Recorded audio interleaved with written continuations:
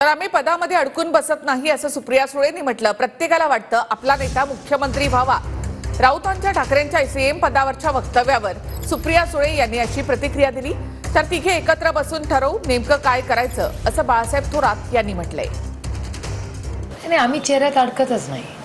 आम्हाला महाविकास आघाडी आणि महाराष्ट्राची जनतेची सेवा करण्यासाठी आम्ही इथे आलेलो आहे। त्याच्यामुळे पदामध्ये आम्ही अडकत बसत नाही।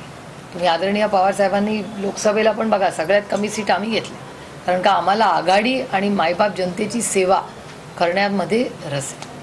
संजय राऊत असं वारंवार करतात, ठीक आहे, त्याचा नाही तो प्रत्येकाला आहे बघा, का नाही प्रत्येकाला असं वाटतं ना की आपला नेता मुख्यमंत्री व्हावा।